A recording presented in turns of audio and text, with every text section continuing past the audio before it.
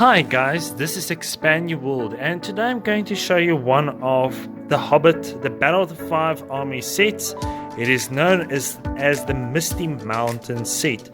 The set comes with 866 pieces and the set number is 79018. So this set also comes with 5 iconic minifigures and with Smog the Terrible. We can remember the terrible dragon that was part of the Hobbit that burned that lake town city. So guys, let's have a closer look at the set itself. So first of all, let's have a look at the minifigures. On our left hand side we have Bilbo. He comes with that sword of Sting, and on the other hand he has the Ring of Power. He has some fine detail printing on his chest. I think you can actually see there in the Tyrian part he has that mithril that was given to him by Thorin. That very good detail of the printing of his hairpiece, and there's some printing there at the back, but there's no kind of like armor that was added to Bilbo himself. So our next minifigure, it is Balin. It looks like he has a hammer there on his one hand and that special key to have access to Erebor. You can actually see that fine printing that they actually added to his chest portion, which is kind of like reflecting the traditions of the dwarves. That hairpiece of him himself, and there at the back portion you can actually see additional printing that they did for kind of like an armor of the dwarves. Then we get Dwalin. Dwalin is a very close friend of Thorin. You can actually see he has that green type of armor, different to that of the other one that has a red armor. You can actually see all that fine dwarvish printing of the armor. It comes with that green axe, that very kind of like tattoos there around his head. And if you turn him a bit, oh sorry, he's actually fallen a bit there, but you actually can see the printing of his armor to kind of like, it's very different to that of the others, but it really looks amazing. Then you get Kili. He also has that dwarvish armor. It's different to that of the others. It's kind of like a little bit of grey. He has that dwarvish sword, that fine printing of his hairpiece, kind of like that black portion of his hair. You can't actually see a lot of his printing there at the back, but I think it's really amazing that they actually did some amazing detail and printing of the dwarves itself. Then lastly you get Philly. Philly has that dwarvish blue armor. You can somehow see it's different to the other dwarves armor. Just want to turn this figure, really different to the others, and I think it's actually kind of like very iconic that Lego actually added all these fine detail printing of each dwarf himself. Just want to turn him. You can see his hairpiece is very long, so you can't see the back portion of him, but I think it's really amazing that Lego actually added to these dwarves. So last of all, our final figure, it is Smog the Terrible, and I must say this is an amazing dragon that Lego actually added to the Hobbit collection. It is different to all the dragons that they actually brought out, and just to show you some of the aspects, this is kind of like one piece setting of the dragon's head of Smog. You can actually see his fine detail of his teeth. You can just actually move it up and downwards, and you can actually turn his head with a fire spitting out of his mouth. Then all the scales that they actually brought out, you can actually see all the detail that they added at the back portion. His tail that actually can turn, you can actually see how it turns there. His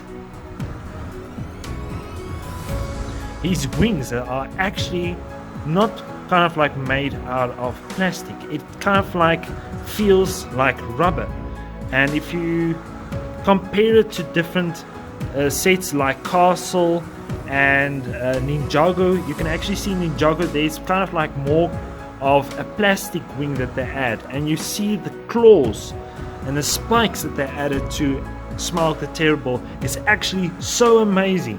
You can actually see his feet there at the bottom, kind of like a very intimidating gesture of, or intimidating figure of Smog himself, because he's massive. And you can actually see all the dragon scales that they added. You can actually see there is a spot which is that one scale that is missing, and that one archer actually used to kind of like kill Smog the Terrible, just to kind of like show how Smog looks like. Sorry, he actually fell a bit, but yeah, just to turn him head, he is a massive dragon that was actually added to the set. And just want to add the figures just to show you the different scales of how big Smog is. And here you have it. You can actually see how massive Smog is, and in comparing to the dwarves and Bilbo himself. So let's have a closer look at the set itself, and I must say LEGO actually did a very good job in comparing the scenes of the Hobbit with the realistic LEGO set itself. You can actually see they added a lot of grey pieces to represent the mountain, some turquoise, of all the detail that was added in for the interior parts of Erebor, and all the gold pieces. As we can remember, Erebor was a very rich region of the dwarves, and it was a very kind of like precious area for the dwarves itself, and they really wanted to take it back from Smog the Terrible. So some of the features that they actually added to the set is this kind of like a pulley system. You can actually lower this bucket up and down, which is a very nice portion that they added. You can actually see where you can actually turn it. You can also move it up and down, kind of like showing all the industrial portions of Erebor. There was also this blacksmith area where the dwarves made armor or all those gems. That skirmish that took place between the dwarves, Bilbo and Smog itself, there is this, you can actually see the fires that are heating up all the gold. They kind of like wanted to trap in all the gold that they actually made. You can actually see if you pull it or just push it, you can actually create a catapult feature of throwing all the gold towards Smog the Terrible. And here you can actually see there's also that feature in the middle where you can twist the set, kind of like creating this scene of the industrial section included into the throne. This throne piece, you can actually see the two dwarves, and there at the top is that Arkenstone where the king and his advisors actually will be sitting. You can also see all the architectural aspects that they added to the dwarves section to kind of like show how wealthy the dwarves were in that period of time. So just to turn the set around a bit, you just want to turn it. You can actually see how it looks at the back. There is that access scene from where the dwarves accessed Erebor.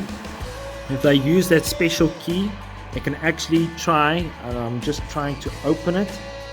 There you can actually see how the door opens to allow the dwarves to access the mountain region.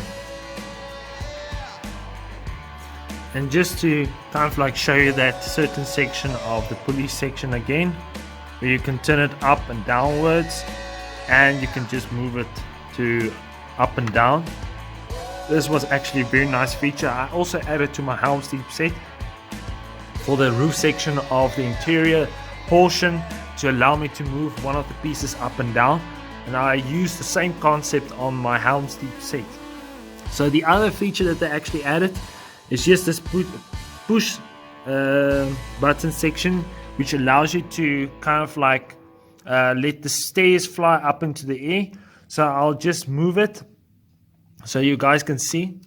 Oh, so it doesn't work. So I actually turn it just to show you guys how it works. So just to press it there at the back, you can actually see how the stairs flies into the air, especially with the scene with Smog where everybody was running around trying to kind of like get Smog into that one room where they can put all that gold on top of him.